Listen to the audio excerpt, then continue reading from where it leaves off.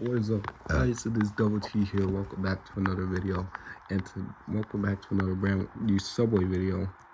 Today is going to be the return of the 8 and 9 trains. So, yeah, you look at this Subway map of basically the Bronx and basically northern Manhattan. What is different? That's right. These two stubs were not there before. So first off, even though I'm gonna be talking about the 9 for I'm gonna be talking about the 9 first, since the 8 is like a bigger deal than the 9. So the 9 train starts at starts at South Ferry, obviously. Obviously, you knew it had to start at South Ferry. And it is a local with the 1. It basically runs its original route, or its former route, because this 9 train used to exist until it was eliminated in 2005. So yeah, it basically continues its former route until we get to 96th Street. Now, originally, in its former route, the 9 did skip stop with the 1, basically from here to the last stop. But in this world, or version on this map, the 9 actually goes with the 2 and 3. It actually shares these stops. And then, because 125th, all right, 135th, here's, oh, are you serious? 135th, here's where things get interesting. So I actually extended the 3 train, and this is not really de-interlining plan or sending the 3 to the Bronx. Well, this is a sending the 3 to the Bronx plan, but not with the 4. So you guys know the original 3rd Avenue elevated. Well, the 3 is going to be revitalizing that route. So after it stops at 3rd Avenue, 149th Street, then the 3 stops at 163rd Street, Boston Road, and basically goes up on 3rd Avenue by itself until it reaches Belmont 187th Street. And I know the 3 used to go, or not the 3, the 3rd Avenue elevated used to go to Gun Hill Road all the way up here. But in this map, it does not go anywhere near Gun Hill Road, and it just ends at 187th Street. But this does mean that the Harlem line now has no line. So the 9 train takes over the Harlem line. So yeah, 9 train basically takes over the Harlem line, and then there's something else. Hold on a second, because I just thought about this. Because then after the 9 takes over the Harlem branch, the Harlem branch gets extended. It actually gets extended. As you can see, it stops at Macroom's Place. It's the only infill stop. And then 155th Street with a transfer to the B and D.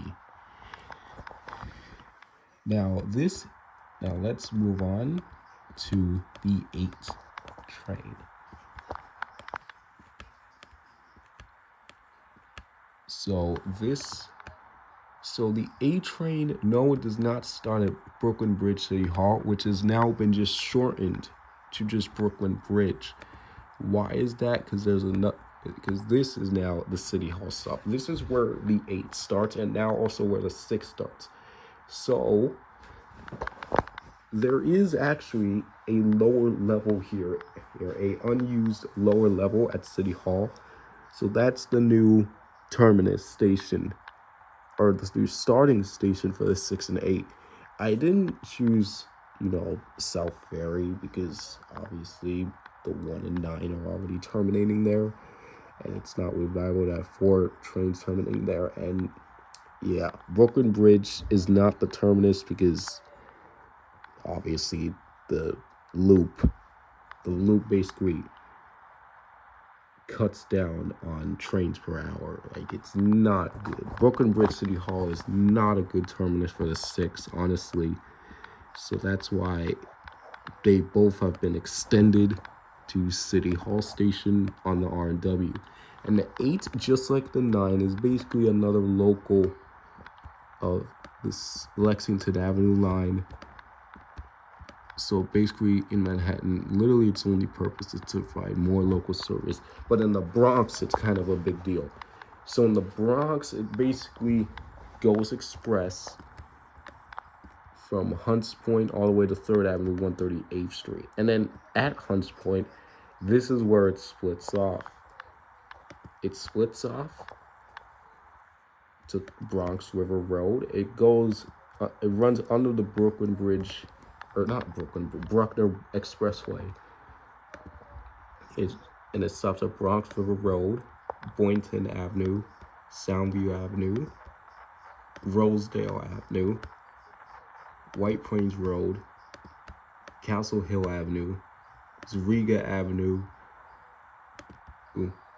and then this is where it crosses the Westchester Creek, Brush, and stops at Brush Avenue, and then it enters Throggs Neck, because Throggs Neck is definitely an area that is lacking transit service.